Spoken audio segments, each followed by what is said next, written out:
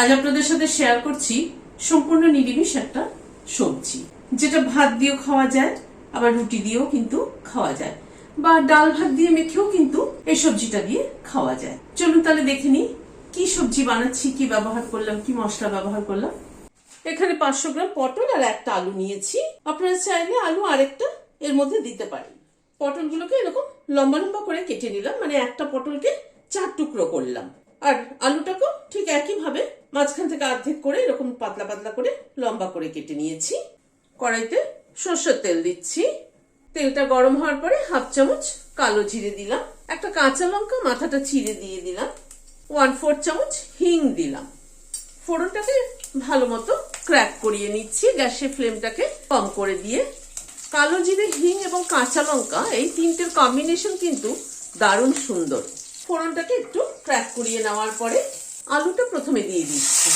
আলুটাকে আমি একটু বয়েল করে নিয়েছি, একটু হালকা করে অল্প করে ভেজে নিচ্ছি।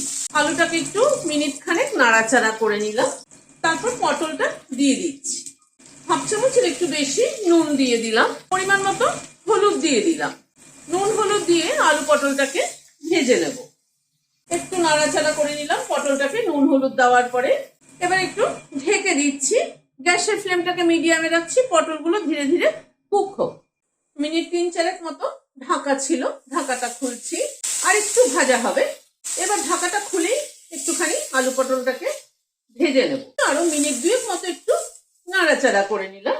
এখানে ছোলার ডাল সেদ্ধ করে নিয়েছি, বড় টেবিল চামচের 2 টেবিল চামচ ছোলার ডালটা দিয়ে দিলাম। ছোলার ডালটা কিন্তু এমন ভাবে সেদ্ধ করতে হবে যেন সেদ্ধ হয়েছে কিন্তু গলে যায়নি, ডালগুলো কিন্তু গোটা গোটা থাকবে। এই যে দেখিয়ে দিচ্ছি, ডালগুলো এই যে চাপ দিলে ভেঙে যাচ্ছে, অথচ ডালগুলো কিন্তু গোটা গোটা আছে। ডালটাকে দিয়ে আবারও মিনিট 2 মতো একটু নাড়াচাড়া করে নিলাম। 1 চামচ চিনি ছড়িয়ে দিলাম। সমস্ত নিরামিষ তরকারি যে নুন মিষ্টির ব্যালেন্সটা ঠিকঠাক হবে, হালকা একটু মিষ্টি মিষ্টি হবে, তাহলেই কিন্তু ভাত দিয়ে মেখে খেতে ভালো লাগে। এখানে 1 টেবিল চামচ পোস্ত আর একটা কাঁচা লঙ্কা বেটে নিয়েছি, সেটা দিয়ে দিলাম।